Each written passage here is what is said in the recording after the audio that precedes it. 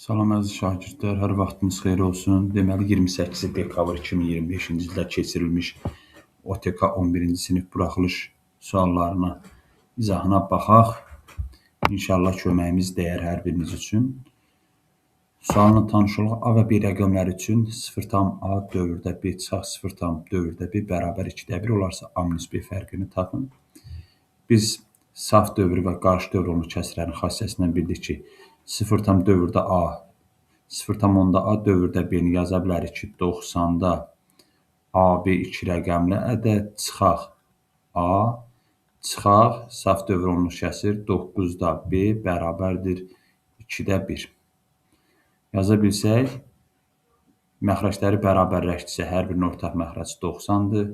10 dəfə birinci kəsirimiz eləyir 90-da 10A plus B-dən bir dənə A-nı çıxanda qalır 9A plus B çıxaq, ikincini də 10-a vursam 10B bərabərdir 2-də 1.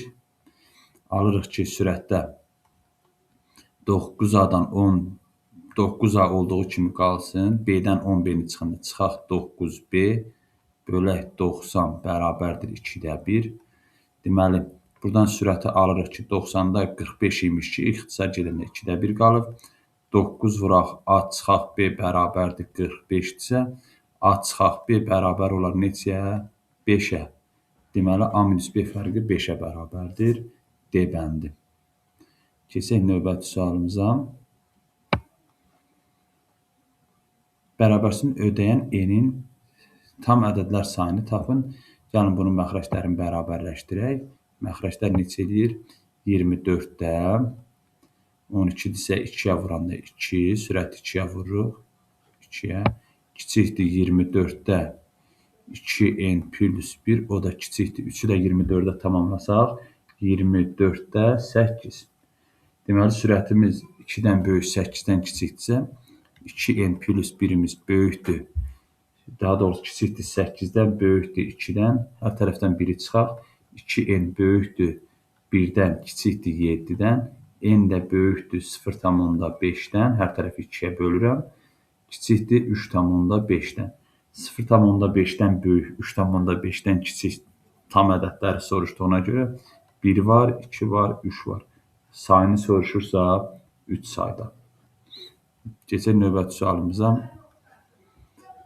A bölünsün B kvadratı AB üstə gələk. Bunun üçün ortaq məxrəc fikirləşməliyik ki, A bölünsün. B-ni ortaq vuruq çıxartsam qarşıya B minus A. Üstə gələk B bölünsün. İkinci kəsirdə A-nı çıxardıram qarşıya A minus B. Hər ikisini vurarıq nəyə? AB bölünsün A plus B-yə. Bu da bərabər olar. Göründüyü kimi məxrəcdəki vuruqlar A və B var, olsun AB. Sadəcə birində B minus A-dır, ikincidə A minus B-dir. Gəlin, ortaq məxrəc biz elə B minus A yazaq ki, birincini olduğu kimi saxlayaq. Birincidə hansı vuruq çatmır? A vuruğu çatmırsa, A-nı A-ya vursaq A kvadratı. İkincidə A minus B-nin yerini dəyişmişsə, orta olmuşdur, çıxaq. İkinci məxrəcdə B vuruğu çatmırsa, sürətə vursaq B kvadratı. Vuraq AB bölünsün A plus B. AB hər birindən ixtisar getdi. Sürətdəki A kvadrat çıxaq B kvadratın A minus B, A plus B yazsaq. Məxrəcdə də var B minus A, B plus A, elə də yaza bilərik. A plus B ilə B plusa getdi, A minus B ilə B minusa getdi, yerinə nə qaldı? -1. Onda biz cavabı -1 olaraq qeyd edə bilərik. Keçək növbəti sualımıza. Tənlinin sonsuz sayda həlli olarsa A və B parametrinin cəmini tapın. Biz bilirik ki, bu tənlik xətti tənlikdir. Xətti tənliyin sonsuz sayda həllinin olması üçün AX bərabərdir B şəklində olan tənliyin sonsuz sayda həlli olması üçün A bərabər 0, B bərabər 0 şərtini ödəməlidir. A əmsalının yerində durur. 2A çıxaq 3 bərabərdir 0. 2A bərabərdir 3. A bərabər neçə olur? 1,5. Eyni qayda ilə AB, yəni B əmsalının yerində artı sərbəst ədəd AB plus 6 durursa, bərabərdir 0. AB bərabərdir -6. A-nın yerinə 1,5 yazsaq, B bərabərdir -4. Bizdən hansını soruşur? A və B parametrlərinin cəmini 1-in də 1,5-in üstünə gələrəm -4-ün, o da bərabərdir -2,5. Cəmini soruşursa, -2,5 qeyd edə bilərik. Keçək növbəti sualımıza uşaqlar. X bərabərdir pi bölünsün 24 olarsa, ifadənin qiymətini tap. Biz trigonometrik funksiyalardan toplama düsturlarını nəzərə alsaq, ortaq məxrəcə gətirək uşaqlar. Deməli, məxrəc sinus x, kosinus x-in hasilidirsə, sinus 3x, kosinus 3x, sürətdə alarıq kosinus 9x, kosinus 3x, üstə gələk sinus 9x, sinus 3x. Bunu hesablaya bilərik. Sürət kosinus alfa, kosinus beta, plus sinus alfa, sinus beta nəyin açılışıdır? Kosinus alfa minus beta. Yəni kosinus 9x-dən 3x-in çıxanda 6x-in, alfa minus betanın. Məxrəcdə sinus alfa, kosinus alfanı nəzərə alsaq, 2-də 1 sinus 2x-in açılışıdır. 2-də 1 sinus 6x verir. 2 çıxır sürətə. Kosinus 6x-i sinus 6x-ə böləndə verir bizə kotangens 6x-i. Biz artıq 2 vuraq kotangens. X-in də yerinə 6 vuraq. X-in yerinə pi böl 24 yazsaq, 24 ilə 6 ixtisar gedər. Pi böl 4 kotangens daha doğrusu. Kotangens pi böl 4-də 1-ə bərabərdir. 2-ni də 1-ə vursaq 2. Cavab olaraq 2-ni qeyd edə bilərik. Keçək növbəti sualımıza. İfadənin qiymətini tapın. Uşaqlar, buradakı ifadə ilə buradakı ifadə eynidir. Yəni, vursaq kökdən çıxa bilər. Elə bir ki, bu A-dırsa, bu da A-dır. Kök altda A-nı A-ya vuranda A kvadrat eləyir. A da müsbət olduğuna görə olduğu kimi çıxarda bilərik. Deməli, birincini vuranda 4 minus kök altda 7. Üstə gəlinsin. İndi kökdə 2-ni bu ifadəyə vururuqsa, nə eləyər bizdə? Kök altda 8 çıxaq, 2 kökdə 7. Yəni, hər ikisinə vururam. O da bərabərdir 4 çıxaq kök altda 7 üstə gəlinsin. Bu ifadə müxtəsər vurma düsturundan yəqin ki, bizə məlumdur. 7 çıxaq 1-in kvadrat açılışıdır. 4 çıxaq kök altda 7 üstə gəlinsin. Kökdə 7 çıxaq 1-in kvadratı ilə də kök gedir, qaldı. Kökdə 7 çıxaq 1. Kökdə 7-lər də islah olunsa, 4-dən 1-in çıxanda neçəsi qalar? 3-ü. Deməli, cavab olaraq 3-ü qeyd edə bilərik. Davam edək növbəti sualımızla. Bərabəryanlı trapesiyanın kiçik ötürəcağı 2 sm. Gəlin bir dənə bərabəryanlı trapesiya oxşar bir trapesiya çəkək. Kiçik ötürəcağı 2. Yan tərəfi 4. İti bucağı 60 dərəcədirsə, deməli yan tərəflər 4-dür, bu da 60 dərəcədir. Trapesiyanın diaqonalının uzunluğunu tapın. Gəlin buradan uşaqlar hündürlük çəkək. Eyni qayda, burada 30 olurmu? 30 dərəcə qarşısında duran katet hipotenuzun yarısı. Bura 2. Bunu biz buradan yenilirsək, yuxarı kiçik ötürəcək 2-dirsə, burada 2-dir. Bərabəryanlı olduğuna görə, bura 2-dirsə, eyni qayda ilə burada 2-dir. Bizdən diaqonalı soruşursa, bax uşaqlar, gəlin burada bir fərqli rəhlə mən diaqonal çəkim. Buradakı düzbucaqlı üçbucağı görək. Bax, diaqonal budur, D-dir. Və düzbucaqlı üçbucağımız da bax, göründü. Artıq burada bir dənə düzbucaqlı üçbucağımız var. Göründü ki, katet 1-i 4, kiçik katet 4, hündürlük 60 dərəcə qarşısında duran katetin kökdə 3-dür. Hündürlükdə 2 kökdə 3-dür. Deməli, D bərabərdir. Kök altda 4-ün kvadratı. Yəni, bax, bu katetimiz neçədir? 4. 16 üstə gəlinsin hündürlükdə H-dir. 2 kökdə 3-ün kvadratı neçə eləyir? 4, 3-də 12. 28, 28-i də 4 vuraq 7 yazsaq, 4-dən 2 çıxar, kök altda 7. 2 kök altda 7 kimi qeyd eləyə bilərik. Keçək növbəti suala. Hələ ki, suallarımız uşaqlar gördüyümüz kimi çətin deyil. Bizim bilirik ki, kosinus funksiyamızın dərəcəsi 1-dir. Yəni, tək olanda dövrü 2 pi bölünsün modulda k-dır. Bu da bizə nə verir? 2 pi bölünsün k-nın da yerinə 4 durduğuna görə 2 ilə də 4 ixtisar gedər. Qalar pi bölünsün 2. Bəndini işarələyə bilərik. Sonra A və çoxları üçün n A çıxaq B fərqi 11-dir. Gəlin belə deyək uşaqlar, bir dənə A çoxluğu çəkək, bir dənə B çoxluğu çəkək, hər birini işarələyək A, B. A-dan B-ni çıxanda 11 qalıbsa 11 burdadır. N-amız 3 dənə NB-dir, amma kəsməmiz 1 dənədir. Kəsməyə də 1 dənə qaldısa, onda N-anın neçə elementi var? N-anın 12 dənə elementi varsa, bu da NB-nin 3 mislidir. Onda NB-nin 4 elementi var imiş, 4 elementi. NB-nin 4 elementinin də birini yazmışıq, kəsməyəsək, sağda neçəsi qalır? 3-də. 3 dənəsi. Bizdən birləşməni soruşur. Bütün elementlərin sayı 11 üstə gələk 3 üstə gələk 1 də cəmi 14, 15 dənə element var ki, birləşmədə. Sonra keçək növbəti suala. Burada biraz uşaqlar diqqətli olmamız nədəndir? Modulların kök altından nə cür çıxartdığını bilək. A-mız mənfidirsə, modulda A-dan bilirik ki, mənfi A çıxır. B böyükdür, A böyükdür, B böyükdür. Görürsünüz, B sıfırdan da böyükdür. Onda modul olduğu kimi çıxır. Üstə gəlsin, B çıxaq A. Üstə gəlməsin, A vuraq. B-miz müsbətdirsə, modulda B kvadratının ilə B-nin özü çıxır. Üstə gəlinsin, B vuraq. Amma A-mız mənfidirsə, kök altda A kvadratına bilir ki, mənfi A çıxır. Mənfi A-da qarşını mənfi eləyir. Görürsünüz, burada AB müsbət yarandı, buradakı AB mənfi yarandı. Bunlar getdi.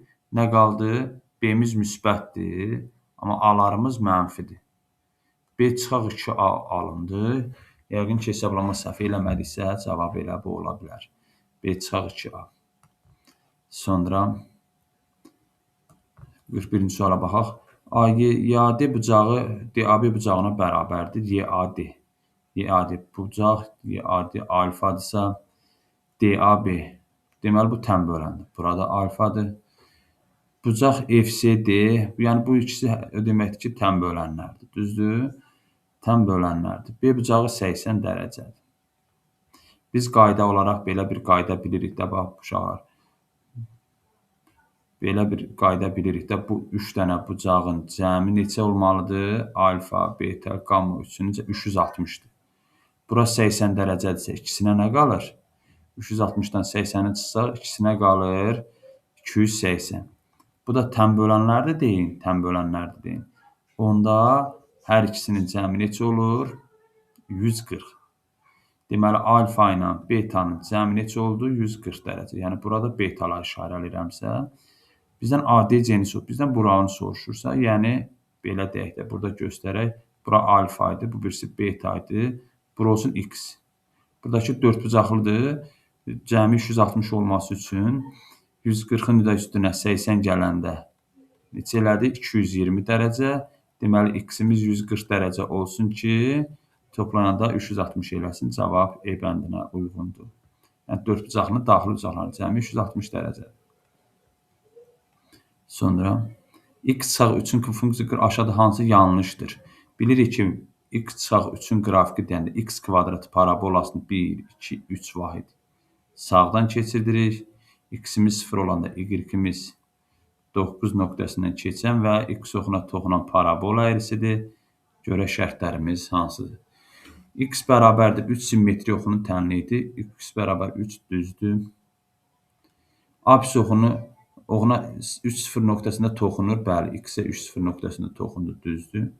Təpə nöqtəsinin apsis oxu üzərində yerləşir. Bəli, təpə nöqtəsi apsis oxu üzərində yerləşir, düzdür. Ordinat oxunu 0,3 nöqtəsində kəsir. Xeyr, biz bayaq göstərdik ki, ordinat oxunu kəsdiyi nöqtədə x-imiz 0 olur. X-imiz 0 olanda da verilən funksiyada y-imiz 9 olmuşdur. Deməli, D variantı yanlışdır. Ən kiçik qiyməti 0-a bərabərdir. Bəli, kvadratik funksiyanın ən kiçik qiyməti A müsbət olanda 0-a bərabər olur. Doğrudur. Deməli, yanlış cavab D variantıdır. Keçək növbəti sualımıza. 43. A düz xəttdə O mərkəzi çevrilə A nöqtəsində toxunur. BAD 40 dərəcə. Toxunansa bu 40 dərəcədirsə, 40 dərəcədirsə, onda bizim BA qövsümüz 80 dərəcədir. 80 dərəcədir. 80 dərəcədirsə AC qövsünə qalır 100 dərəcə. Çünki BC diametrdir. Qövsü yarı bölür. Deməli, bizdən ABC bucağını soruşsa, ABC bucağı söykəndiyi qövsünün yarısıdır, 100 dərəcəndə yarısı 50 dərəcə cavab olaraq qeyd edə bilərik. D variantı. Sonra keçək növbəti suala. 44-cü suala. Sahəsi 108 olan ABC paralleloqramında AK BK-ya bərabərdir. Sahəsi 108 olan paralleloqramdır. AK BK-ya bərabərdirsə, onda uşaqlar, deməli bu sahənin, bax bu diaqonal AC diaqonalıdır. AC diaqonalı paralleloqramın sahəsini yarıya bölünür. Yəni S üçbucaq ABC bərabərdir. 108-in yarısı neçə olur? 54. Təzədən SK da median olduğuna görə, onda bizim SBK-mız bərabərdir. SK AKC-yə də, yəni AKC. O da bərabər olar neçəyə? 54-ün də yarısı 27-yə. Bizdən haranı soruşur? Bizdən soruşur BF üçbucağının, BFC üçbucağının sahəsini. BFC, bax bizdən soruşur, bax bu üçbucağın sahəsi. İndi baxaq. Bu üçbucağın sahəsi verilən üçbucağın sahəsini görək neçədən 3-dən 2-sidirmi, yoxsa hansı hissəsi olar? Deməli, ikinci B təpəsindən çəkilən diaqonal bizim üçün adapter taxaq toka zaryadkası.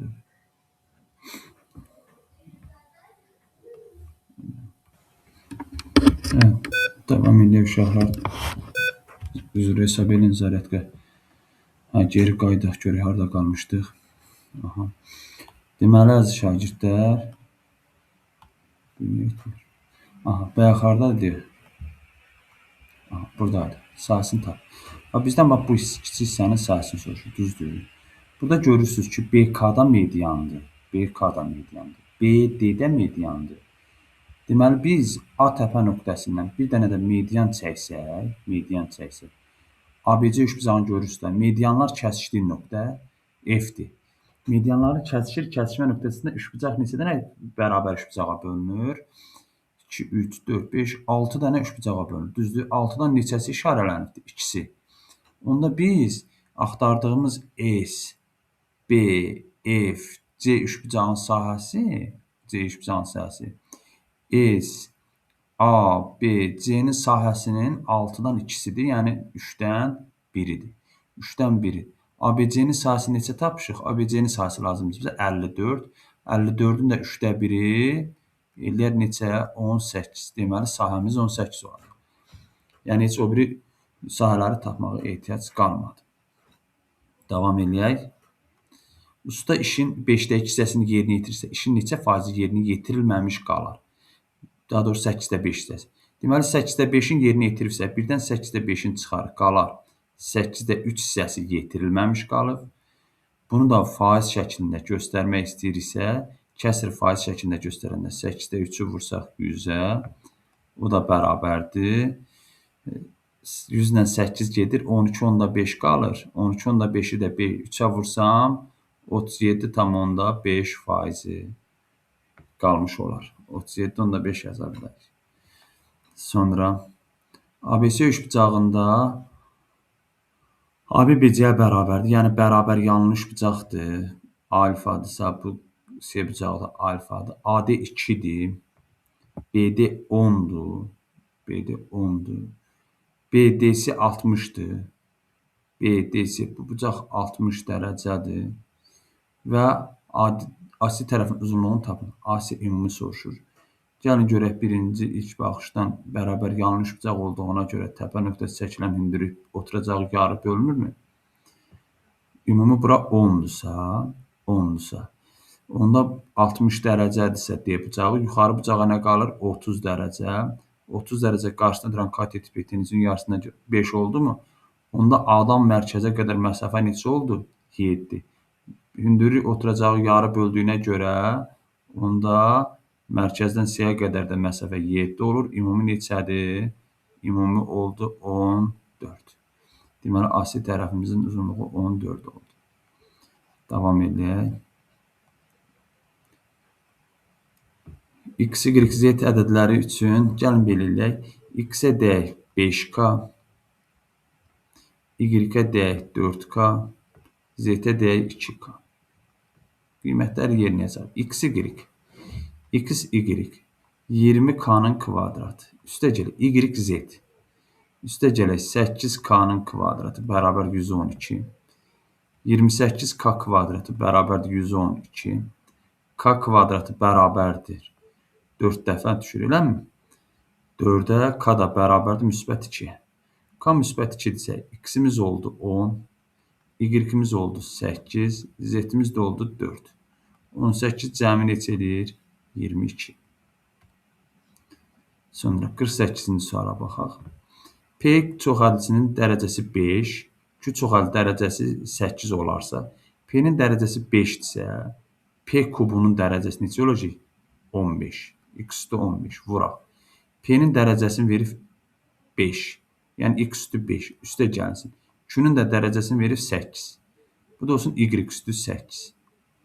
Düzdür? Q funksiyasının dərəcəsi olsun. Dərəcəni tap. Burada ən böyüklərini götürəcək yəqin ki. Burada dərəcə 20 eləyir, amma bu ikisini vuranda X üstü 15, Y üstü 8 eləyəcək ki, dərəcə bir həddə və çoxhəddə dərəcə ən böyük götürüldüyü üçün 23. Yəni birincisi X üstü 20, ikincisi X, Y üstü 23 olur. O da ən böyük 23 olaraq dərəcə 23 qəbul edəcək. Sonra Emil təpəbucağı 40 dərəcə bərabər yanlış bucaq oturacaqlarla düzgün çoxbucaqlı qurdu. Şəkildə həmin düzgün çox bir hissəsi təsvir edilmişdir. Emilin qurduğu düzgün çoxbucağın neçə tərəfi var? Aha, Emilin qurduğu neçə tərəfi var? Baxaq. Deməli, uşaqlar, bunu biraz kiçildək, hamısı oxunsun. Baxaq. Təpəbucağını da verib 40 dərəcə. ISO 40 dərəcədirsə, bərabər yanlış bucaqda hər bir oturacaq bucaq neçə dərəcə olar? 180-dən 40-ı çıxsaq, 180-dən 40-ı çıxsaq, 140. Oturacaq bucaqlar neçə dərəcədir? 70 dərəcə, 70 dərəcə. Düzdür? 70 bura, 70 də buradır. 70, 70. Təpəbucaqda 60, 40 dərəcə. Təpəbucaqda 40 dərəcə. İndi görək, buradakı bucaqla, bax, bu ortadakı bucağı tapaq görək. Ortadakı bucaq neçə dərəcə olur? Ortadakı bucağı tapmaq üçün 70, 70. Neçə eləyir? 140, 140. Bu 180 deyil ki, biz onu götürək ki, daxili bucaq olsun nə? Daxili bucaq olsun alfa. Düzdür? Daxili bucaq olsun alfa. Burada neçə dənə bucaq var? Bilmirik ki. Düzgün çoxbucaqlı. Gəlin xarici bucaqları ilə tapa bilərik. Burada neçə dənə üçbucaq var? Üçbucağın çevrə, ümumi çevrə də 360 dərəcədir. 360 dərəcədir. 360 dərəcə ilə yazsaq, 360 dərəcə ilə yazsaq,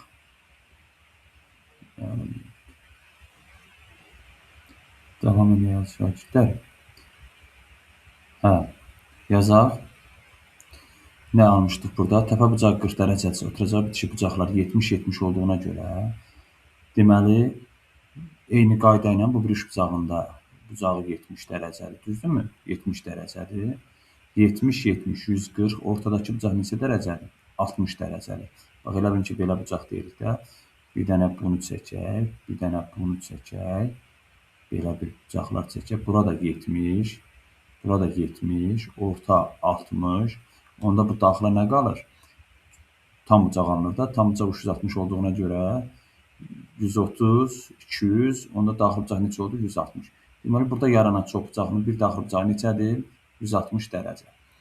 160 dərəcədirsə, biz onun tərəflərinin sayını tapmaq üçün ya gərək n vuraq, bu 180 vuraq n-2-ni, 160 vuraq n-dən yazaq. Buradan n-i tapa bilərik, düzdürmü? Nətər alarıq? 180 n çıxaq 360 bərabərdir 160 n. Buradan alırıq ki, 20 n bərabərdir 360, n də bərabərdir 18. Və yaxud da belə tapa bilərik də. İkincisi, daxili bucaq 160-dırsa, xarici bucaq nə qalır? 120 dərəcə. 120 yox, bağışlayın, 20 dərəcə. Elə 360-ı bölmürdük bir dənə xarici bucağa 20-yə. O da bizə neçə verir? 18. Deməli, bu düzgün 18 bucaqlıdır ki, tərəflərinin sayını soruşur da tərəflərin sayı 18 oldu. Yəqin ki, doğru olar. Keçək növbəti sualımıza.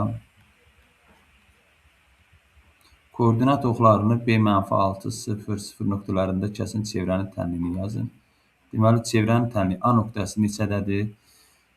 Mərkəzdən keçir 0, 0. A nöqtəsi 0, 6. Deməli, bura qədər məsafə 6-dır. -6, 0, -6-dırsa, deməli, düzbucaqlı üçbucaqdır. Buradan hipotenuzu tapsaq ki, 6/2-dir. 6/2-dir. Deməli, bu düzbucaq olduğuna görə bildik ki, diametrə söykənən bucaq düzbucaqdır. Onda bildik ki, bu həmən AB bizim üçün düzbucaqdır. Düzbucaq bağışlayın. Diametrdir. Radius bərabər diametrin yarısı 3/2.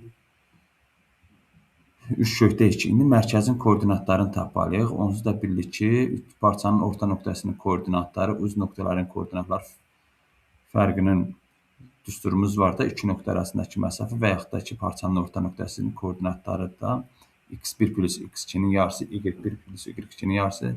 A nöqtəsinin koordinatları x-i -6, y-i 0. B nöqtəsinin koordinatları x-i 0, y-i 6.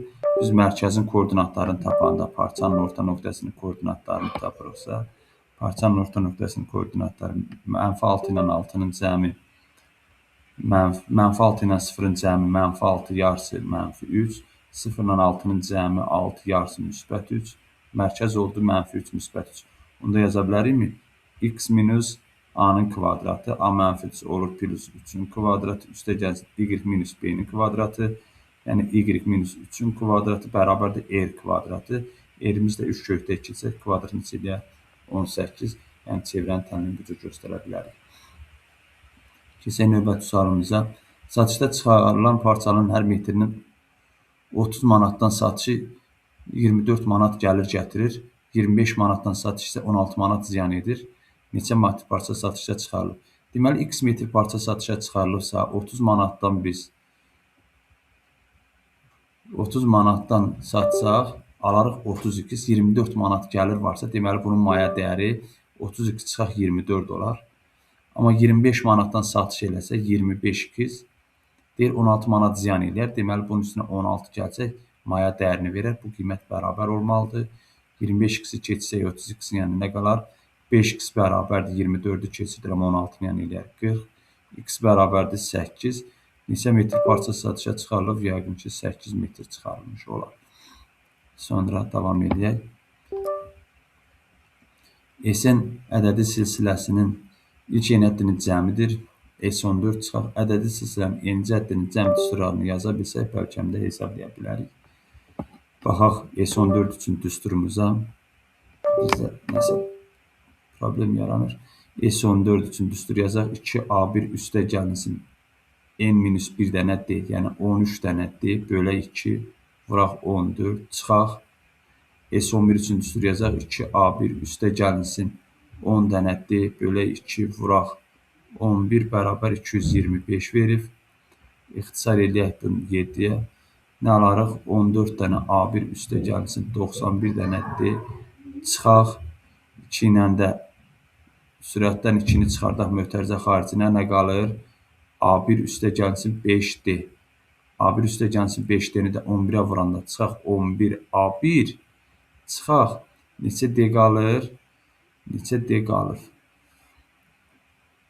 5D-ni də 11-ə vuranda 55D bərabərdir 225. 14 A1-dən 11 A1-in çıxında 3 dənə A1 üstə gələk 91D-dən 55D-ni çıxanda 36D 36D bərabərdir 225. Hər tərəfi də 3-ə bölsək, alarıq nə? A1 üstə gəlsin 12D bərabərdir 225-i də 3-ə böləndə 7 dəfə 21, 15-in neçə də 5 dəfə. Elə A1 üstə gəlsin 12D bizə neçəni verir? 13-cü həddi verir ki, o da 75-ə bərabərdir. Baxaq görün 53-cü sual nədir? Hansı tənlik köklər x1 və x2 ədədləri üçün 1 bölünsün x1 üstə gəlsin 1 bölünsün x2 bərabər 2 şərtini ödəyər. Bunun üçün biz məxrəclərin müxtəlif olan kəsrlərin toplanmasını tətbiq eləsək, x1 üstə gəlsin x2 bərabərdir 2, 2. Kökləri cəmi bizə nə veribdir? Kökləri cəmi əks işarə ilə yazmalıyıq. 3m çıxaq 5-i. Kökləri hasili 2m minus 1-i bərabər olur 2-yə. Buradan tənasib kimi yazsaq 3m çıxaq 5 bərabərdir 4m çıxaq 2. Buradan alırıq ki, m bərabərdir, yəni 3m keçdim 4m yanına. M bərabərdir -3. M-in yəqin ki, -3 qiymətində təlimimizin bərabəri doğru olar. Sonra 54-cü sualımıza baxaq. Diametri 5/2 olan çevrədə AB AS-yə perpendikulyardır. AB AY-yə bərabərdir. AB AY-yə bərabərdir. Əgər vətərlər bərabərdirsə, onlara söykənən birlik qövslər də bərabərdir. YS 7 olarsa, BC parçasının uzunluğunu tap. Diametri də necə verib? 5/2. Diametr 5/2-dir. D bərabərdir 5/2. Deməli, biz B ilə E-ni birləşdirmiş olsaq, bu diametr olar. Diametrdirsə, çünki nəyə görə deyirəm? A bucağı düz bucaq olduğuna görə, düz bucağa söykənən bucaq, daxili bucaq diametrdir. Daha doğrusu, yəni diametrə söykənən bucaq düz bucaqdır və 5/2-dirsə, buradan katetlərin 5 olduğunu görürük. 5 olduğunu görürük. Bizdən BC parçasının uzunluğunu soruşur. BC parçasının uzunluğunu tapaq. Aha, indi deməli bizə lazımdır. Çöldə qalan hissə 7-dir. Buranı da tapışıq 5. 5. Düzbucaqlı üçbucağa görə 5-in kvadratının üstünə 7 ilə 5, 12-nin kvadratını gələndə BC-nin kvadratını alaq. BC bərabərdir kök altında. 5-in kvadratı üstə gəlsin. AC də bildik ki, 12 elədi. 12-nin kvadratı, o da bizə neçəni verdi? 13 verdi. 55-ci suala baxaq. Biraz kiçildək, bunu oxuna bilsin. Qrafikdə eyni gücə malik işçilərin sayı, onların bir işi yerinə yetirməli müddətlər arasında asılı 16 işçi həmin işi neçə günə görür? Baxaq. Görürsünüz, say və zaman verib. 12 dənə işçi neçə günə görür işi? 12 işçi görür n plus 5 günə. İşçilərin sayı azalıb, yəni n plus 1 işçi neçə günə görər? 18 günə görər. Biz bilirik ki, tərs mütənasib kəmiyyətlərdə qarşı-qarşıya vururuq. 12n plus 60 bərabərdir 18n plus 18. 12n keçsək 18-in yanına qalır 12n bərabər, bağışlayın, 12n yox. 18n-dən 12n çıxanda 6n. 6n bərabərdir. 18-də keçirdik 60-ın yanına qalır 42. N bərabərdir 7. N'imiz 7-dirsə, buradan görürük ki, 12 işçi işi neçə günə görər? 12 günə. 12 işçi işi 12 günə görərsə, 16 işçi də işi x günə görər. Qarşı-qarşıya vursaq, 16x bərabərdir 144. X də bərabərdir yəqin ki, 9-a. Deməli, cavab olaraq 9-u işarələyə bilərik. Bu qədər yəqin ki, uşaqlar. Bəzi texniki problemlər yaranır, kompüterdə boşluq yaranır şunurda. Ona görə müəyyən suallarda problem yaranıbsa, nəzərə almanız xahiş olunur. İnşallah köməyim hər birinizə dəymiş olar. Sağ olun.